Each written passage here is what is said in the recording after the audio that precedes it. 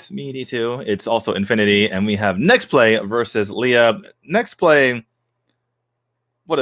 just a dominant game in game number 1 against Liyab. And honestly, I don't think Liyab played that badly. They got caught off a couple times, but you can tell that once they started falling behind in the beginning, they played very passively. And honestly, it's just I think this game was more impressive by Nexplay than it was, a referendum on Liyab, because Nexplay somehow found holes in the armor every single time. Like every time Liyab's gonna try to play conservative and they're like, okay, we're gonna back off, we're not gonna do anything crazy. Nexplay was just in their face getting kills when just forcing the kills. Like, no, we're gonna get the kills, don't worry about it. Yeah. Whew. D2, I don't know what to expect at this point for game number 2. I mean, one more win for the side of Nexplay Esports. They're gonna take it home and fight up against Omega Esports in the second bracketing for Asian Brawl. So yeah, it's something that is a lot of pressure to the side of Liyab Esports. But now, D2, we're gonna have that Alistar priority for the side of Liyab Esports. The Lulu is still open for them as well to take. Now the question would be on what is it gonna be for their draft. But Braum and Garen to be hovered by Nexplay Esports. This is really interesting to me, right? Because game number 1, both sides banned the big beefy supports in Alistar and Braum. And this game, Nexplay already having picked Camille, and we talked about Camille last week, and I still think it's the case that Camille is one of the most priority picks in these competitive games, even if her win rate on the ladder isn't that great. But yeah, so Nexplay realizing that they picked Camille first game, they banned Camille this game. I'm not really sure that Gragas is that much of a priority as far as getting banned out here from Liyab, but obviously he's strong, so I'm not gonna belabor that point too much. But that has led to instant first pick on Braum and Alistar here. So interesting to see how these teams have kind of like switched up their entire like focus of thinking here. Ooh, a Corki. For I was like, is that Corky? It's way too close up. I'm like, can we zoom out for a second here? I'm like, geez, okay. The site that we're looking at is done very well. It's obviously performed very well for us in this tournament. But can we just zoom out on the Corky, please? Absolutely. I mean, who is this? The dude with the goggles. And it's gonna be Corky for the side of Liyab Esports alongside Vi.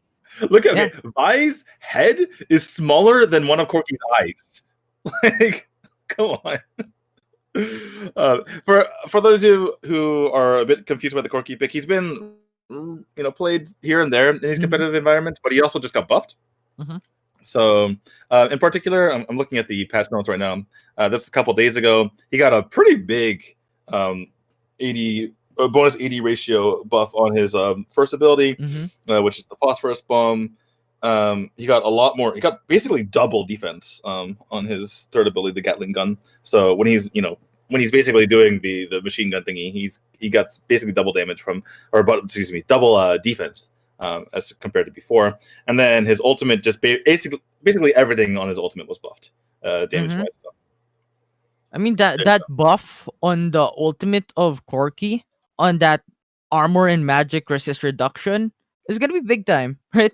It's gonna put a lot in line for both of these teams. It's gonna put a lot of damage, and I think you've stated it already regarding the skills, the buffs of Corky and why it's strong. I think the mobility of Corky is actually formidable as well. When it comes to his kit. So it's a matter of catching potential. It's a matter of bringing down the enemy team. I was wondering whether they're going to have Corky in mid or they're going to use him as an ADC. Looks like they're going for the ADC route with the Ari here. Perhaps they went for the Corky because they could switch him between the two. I think the Zed. And tell me if you think this is wrong. I think the Zed was a response pick to the Corky, and then we have Liyab kind of mixing up and saying, okay, we don't really want the Corky going to the Zed. We'll have the Ari here. Sorry, excuse me. Olaf last pick. Okay. So it looks like we have Olaf pick last year for Nexplay. Dave is in our ears telling us that. Oh wait, no, they can't pick Olaf because they already What? picked him. Yeah. Oh, yeah, Olaf's picked a while ago already. Oh, Oh, okay. It's not Soraka. Okay. I was like getting confused because I yeah. wasn't even looking at Soraka at the moment. Yeah, so it looks like Liyab has picked Olaf, not Soraka. Don't worry, they're not playing double support here. That would be very weird. Yeah. So going to be Olaf in that last pick. Going to be almost certainly in the side lane. Can't really see a side lane Vi here. So looks like it's most likely going to be the Lee Sin. So Lee Sin versus Vi, very standard matchup. It looks like there's standard matchups across the board as far as our traditional players, right? It's like Olaf versus the Garen. We have the Lee Sin versus the Vi, the Alistair versus the Braun. These are matchups that go just matchups as old as time. The only difference is here is we have Corki going off against Misfortune and the Zed going off against the although Zed and Ari is a very classic matchup too. So classic matchup lasting for Corki's the only one that's weird. Although I think Ari would be the one who gets the advantage against the Zed because of the ranging potential, and if you get a charm onto that Zed, it's gonna be over for Zed because of the bursting potential of the Ari as well. So I think Ari should, get that auto aim up and running for her with that charm against the Zed. So it's gonna be very interesting if he actually connects the charm onto the Zed. But also to counteract the Zed, I think the Zonias or the Stasis Enchant is probably gonna be bought by an Ari and a potential Corki as well. We really don't know, but it's an item that could counteract the ultimate of a Zed. Yeah, one thing to keep in mind here for Nexplay is that they're really relying on the Misfortune to do a lot of damage. Obviously, the Zed and Lee Sin can do decent damage themselves, but they're typically single target, right? And they're not going to be carrying the fight. They don't have much DPS. They have a lot of burst damage. So they're really just kind of the early game is going to be on the shoulders of the Lee Sin and the Zed to kind of get picks. But later on in the like kind of the mid game and towards the late game, they're going to really be relying on Misfortune to just fire away while Zed and Lee Sin will serve as more of a distraction in that situation. And also a Braum alongside with a Misfortune, I think is a good synergy, right? You have the ultimate of the Braum to set it all up with the bullet time of the Misfortune to finish it all off. And and the rest of the members of Nexplay Esports is more of the skirmish type of heroes and the tanking heroes that could really put the Misfortune in a very, very safe spot. Right? You have the Garen to be the front lines, the Lee Sin to try and make a flank, and the Zed to assassinate the enemy team. So a well-balanced draft for Nextway Esports and as well as Liyab Esports on the other end. I think we've talked about this a while ago already, but it's just something that needs to be talked about. It's something that needs to be stated and alliterated for this game. I do feel like Liyab is gonna fall off after a while, and I'm not sure how I feel about putting the late game carry into the hands of a Corki. We've seen it before. We've seen Corki ADC late game really pop off, but it required, I forgot what team it was. I think it was a couple weeks ago when Corki first came out, but I think the team basically spent the entire time just farming Corki up, and like just honestly to the point of ignoring like all skirmishes whatsoever. Just like they were just, okay, we're gonna get Corki farmed up no matter what, and it worked in the end. But just call me a bit doubtful here, dubious here, because I think that Misfortune is just going to be the stronger champion all around as we go through these throughout the stages of the game. And I do agree on that statement, right? I think the problem with Corki is the Gatling gun has a shorter range, but is more powerful when it comes to dealing out DPS damage. But the question would be, having that shorter range, can you really come up into the enemy team and say hi, knock on the door, and open up for Nexplay? I don't think so, right? You have the Garen to defend, you have the Lee Sin to put out the ultimate, you have the Braum as well. So I think Corki on this game will really have a hard time to try and dive in and produce a lot of damage against the enemy team. Yeah, it seems like Liyab's comp is just more focused on kind of getting in your face, right? It seems like their entire team, including the Ari here, is just kind of focused on getting in your face, and it really relies on Liyab getting that aggression, getting that working. Because if they start falling behind, or if their aggression isn't coordinated, then the Olive could instantly die. You could have the Ari missing a charm, and then she's in trouble. So we'll have to see how their execution is. Looks like we have a kind of a feigned invade here coming out from Nexplay. Obviously, Nexplay is going to be on our red side now, spawning with Liyab in our bottom left side, and yeah, just Braum and Zed being annoying here. Just like, hi, I'm in your jungle. You go somewhere else, please. And once again, they actually kind of switched lanes. Olaf is currently in the top lane alongside with the Alistar. Actually, very interesting. So it looks like, Nexplay has switched their dual lane up into the Baron lane, and to match that, Liyab has just shifted their support over, not completely switching the situation. I don't think they were expecting a switch in this game, and so we'll hold that thought for a second. Looks like a potential invade. We have Jushi coming in on the Lee Sin, just to be a bit annoying. He's already taken his own red, hasn't taken his blue quite yet here, and they're going to go ahead and settle for the Rift Scuttler. You can see Vi on your minimap there into her own jungle. We're going to be rotating over that Rift Scuttler as we have a potential. Oh my god, we have a flash coming in, trying to go for this Ari. The Ari does go down in the end, so very well ganked here on that mid lane. Although it's really odd for me. Right? You have a double melee champions in the top lane trying to go up against a Misfortune, which is a ranged champion. So I don't think it's something that's very ideal, but I think it's necessary since you have the Braum for the side of Nexplay, which would really make Corki's life very, very hard. So I think it's just a forced type of readjustment for the side of Nexplay Esports on this game number 2.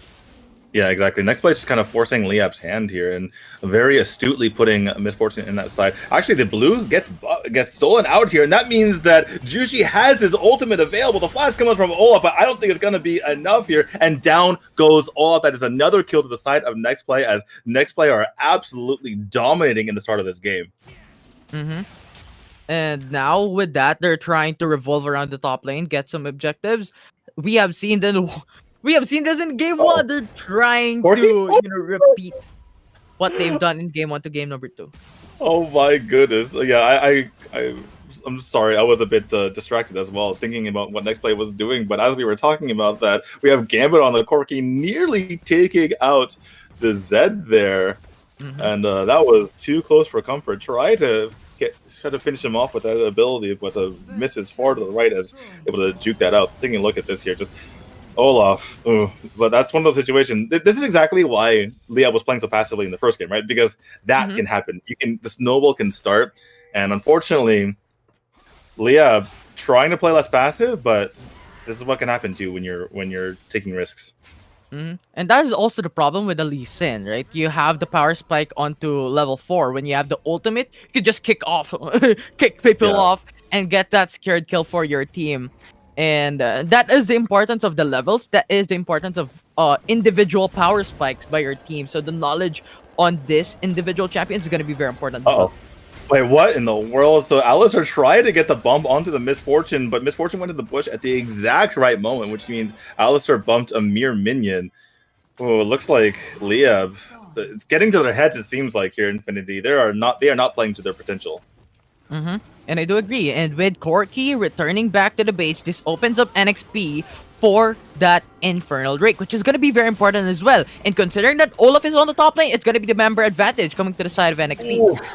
Sorry, I was looking at the mid lane there, and Zed actually took out the Ari in that mid lane. She actually, I think she may have used her flash as well. We have a big engage here onto the Alistar, nearly falling, and Garen able to take her out in the end. Corki, can he get the kill? Flash forward from the members of Nexplay in order to save him, and they take him out. Somehow Garen lives through that, and we have a 5-1 in the overall kill count, a 5k gold lead, and the Dragon going over to Nexplay. Yeah, the fancy footwork from NXP, specifically that Garen was on point.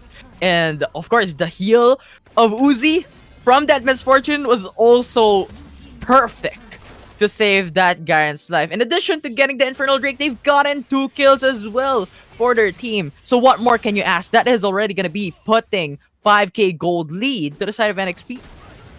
That just shows, how Nexplay. Oh my goodness, hold that thought for a moment there. Is he gonna die? Olaf so close. was he's going to get away in the end. But I believe that Garen was simply zoning out the Alistar, right? He was just pushing him away. And he's like, wait a second, you're really low. I could just kill you. So he goes in for the kill. He probably calls for his team to come help him as the Corki is chasing him down, and his team is there to help him out and pick up a bro. As Nexplay is really snowballing this one now. Yeah. So now I think Liyab Esports needs to think, what are we gonna do next? What are you gonna do next? Because at the moment, NXP is just going in for that dominant place, and considering what that we're in, just 6 minutes of the game, they've taken 2 turrets down, and they've taken 5k gold lead in their favor. In addition to the infernal buff for their team, which is gonna put more damage to the side of NXP. All right, well, lots of damage coming on here to the Garen as they're trying to push the opponent away near this Rift Herald. I'm kind of curious how both teams going to go for. All 5 members of Liyab are in the area. They jump here onto the Misfortune, but BRAWL, is able to help him out. Actually, Olaf is extremely so too is Alice. I can't even hang on to the fight. Korik goes down, so too is the Olaf. And they are on the warpath. Nexplay is pushing in onto Liyab. The Ari goes down. Deep is the Zed. Is the BRAWL getting bloodthirsty? Oh my goodness. He's trying to go down onto this Vi. Gets saved maybe at the last moment. The Lee is able to save him. The Zed eventually does go down to the tower as he was unable to treat after being a little bit too deep against the Vi, but still, in the end, pretty much worth it here if you are Nexplay, as they gain another heap of kills and only lose 1 in the process. They also take down, I believe, 1 or 2 towers there. That wasn't really the optimal for NXP. And you can argue with me, but I think that Zed could potentially go for the split push instead into the bottom lane, because 4-man from NXP onto that Rift Herald pit was already dominating Liyab, and they were really low. And yes, that is potential for, you know, the ace to not come through for NXP, but that is in favor of, you know, getting 2 turrets instead.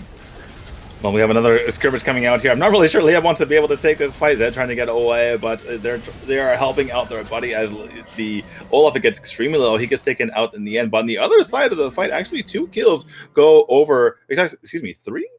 Wait a second. Yeah, 3 kills go over to Liyab. So that's actually a 3-for-1 Liyab. I'm surprised they actually took that, especially considering how far down they were in terms of gold. But, well, I mean, consider me pleasantly surprised, I suppose. They down 10k gold. They take a team fight. All right. I think Misfortune was too far in this.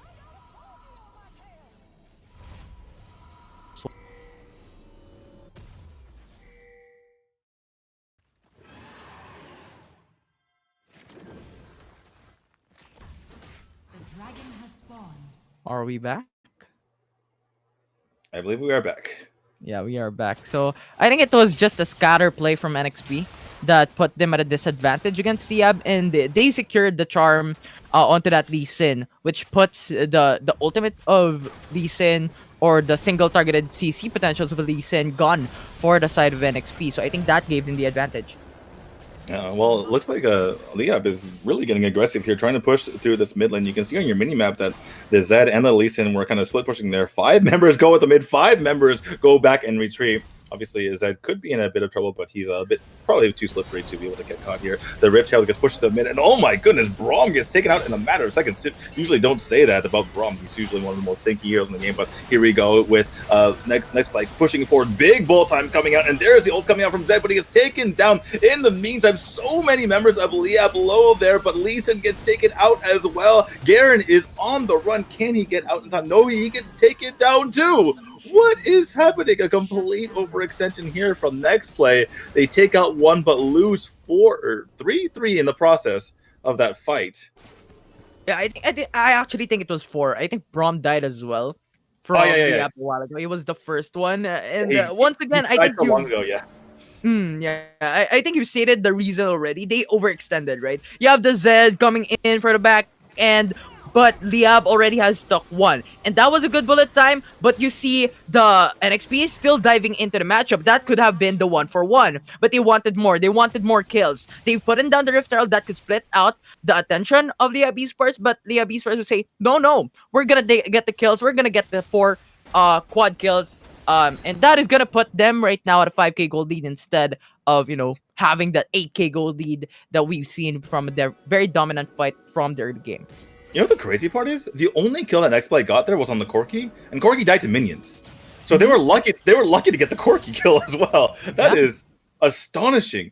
I mean, yes, it was an overextension, but they were ahead 8k gold, and it wasn't like the. I mean, I've seen they were not in the greatest position, but I've seen much worse positioning than that, and I'm just flabbergasted that they were unable to even get. They were just demolished so badly. Again, they were up 8k gold going into that fight. I honestly don't blame them for trying to go for that. Yeah. I think they really want to, finish the game, get that dominant place, because the Baron would be up. And we're seeing it right now, right?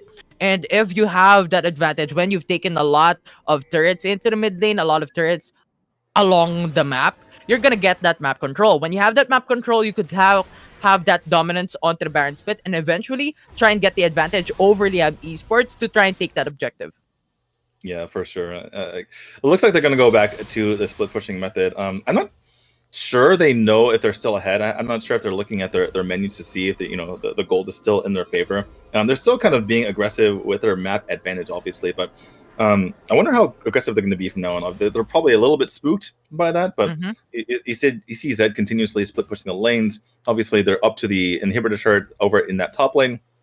So continuing to be somewhat aggressive, but not obviously, jumping at turrets like they did earlier.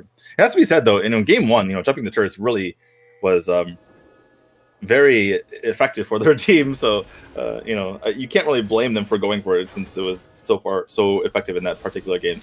It seems like they don't really have the damage potentially in this game, though. Yeah, compared to last game, I mean. Oh, but look at the bottom lane, Olaf. Yeah, Olaf. I don't know if he should be here, Olaf. It looks like he does get killed in the end. The Stasis has to come out for the Lee Sin, but on the chase is Liyab. They're going to go ahead and take out Lee Sin first. And the flash comes out here for Vi as well as the charm finishes off Zed. Meanwhile, Garen pushing over that top lane. Are they going to finish this off? Look, lots of backs coming out for Liyab. So it looks like I'm going to go hold on. It's 2-for-1 trade. Force out a couple flashes. They hold on to their base. Liyab looking okay.